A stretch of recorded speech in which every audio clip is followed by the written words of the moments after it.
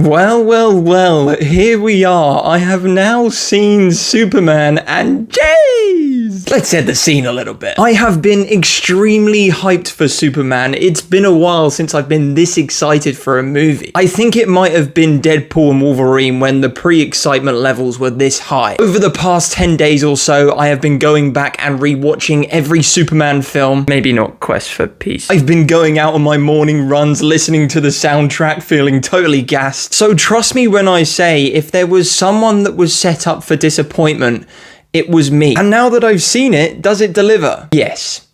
Yes, it does. So let's talk about it in a spoiler-free fashion. Let's start with the basics. This movie picks up with Superman having been Superman for 3 years. He interferes with an international conflict and as a result finds himself in the middle of an identity crisis. Of course, you've got Lex Luthor pulling strings in the background and meta-humans flying about all over the place. And that's all I'm gonna tell you. I actually don't know where to start with this movie. There's so much here. I'm actually 2 hours out of the theater and just overwhelmed in a way. Oh, I'm still so hyped. Let's go character by character. Superman, you're up. Played by David Corenswet this time around, and let's just say, for the movie that he's in, he plays an excellent Superman. But James, who's your favourite Superman? Well, to be honest, I'm not sure yet. It's like asking me who my favourite Doctor is 1 or 2 episodes into a brand new season. I need time for this portrayal and character to evolve. What I will say is that this is the most human and relatable Superman, not Clark Kent, Superman has ever been. He gets beat up a lot in this film. He makes mistakes. He often acts on raw emotion as opposed to sound rationale. And I liked that about this character. It meant when it came to the awe-inspiring cheering moments or the emotional recovery moments, you felt it that much more. Speaking of which, his humanity is depicted beautifully by his relationships with those around him. Rachel Brosnahan plays my new crush. Wait, what? Sorry, did I say crush? I meant Lois Lane. And she nails it. She embodies Lois. She's curious, strong, opinionated, yet empathetic. As much as I like Amy Adams as an actress, I don't think those movies gave her much to do, and her relationship with Kal and Clark feels very one-sided. Here, their relationship is troubled, normal, not all perfect. Superman's relationship with his parents forms that identity thread throughout the movie. The Kents were good, but they weren't allowed that much time to settle. When they were in it, they were either funny in the case of Martha Kent, or humble in the case of Jonathan Kent. The scene that you see with Clark and his dad in the trailers,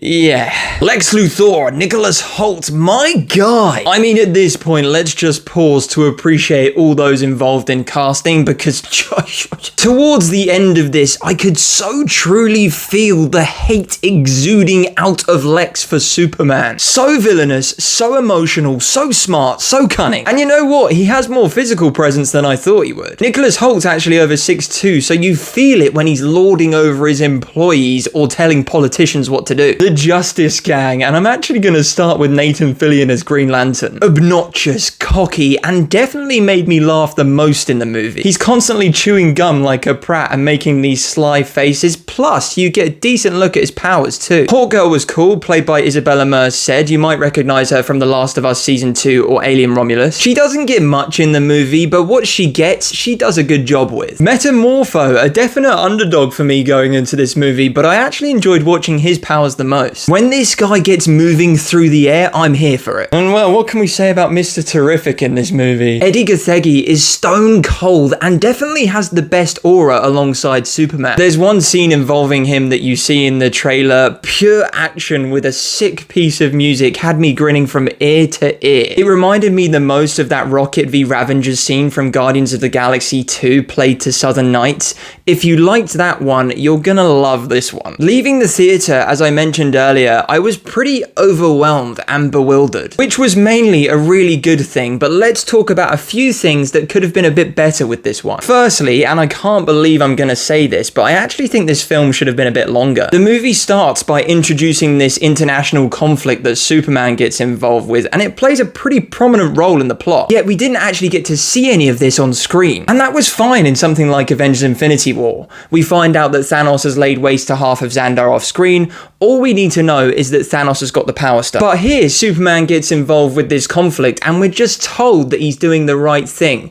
We don't get the chance to make up our minds for ourselves. Also, I can't help but feel at times that this movie's a little bit of a splat. And you know what? For me, that's actually a really good thing. As somebody that's super into the world and lore, I couldn't get enough of that. But for others, it might be a bit too much. And finally, most of the humor does work, especially with Nathan Fillion. But I'd say 30% of it doesn't. And there were a couple of moments where I'd rather the emotion swell as opposed to the joke intervene. But let's finish off by talking about the action in the movie, because I must say it's pretty strong. There were a few shots in the trailer that looked a little bit wonky to me and I wasn't 100% sure about, but watching the movie in full, none of that takes me out of the movie. The Mr. Terrific scene was terrific. I'm sorry. The kaiju scene I absolutely loved, and the third act gets its action pretty right as well, alongside those heroic Superman moments. That's actually one of the things I loved most about those Richard Donner movies. When Superman comes in, saves the day, the music swells, the crowd starts to cheer. Alright, yeah, it's corny, but that's kind of Superman in a way. And Superman, 47 years later after that first Richard Donner movie,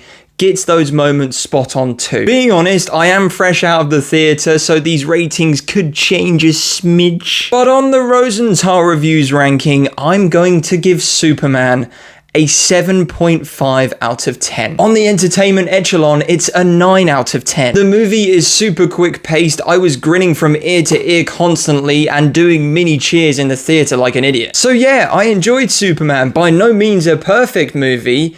In a way, I guess kinda It's in between Richard Donner's and Zack Snyder's Superman tonally. Not as cheesy as the OGs, but not as dark as Man of Steel. I guess most importantly for James Gunn, I am excited for the new DCU and what comes next. But the question is, have you seen Superman? If you have, let me know your thoughts in the comments down below. Thanks very much for watching this video right until the very end. Please subscribe and follow for more reviews and Superman content like this one, and I'll speak to you all very soon.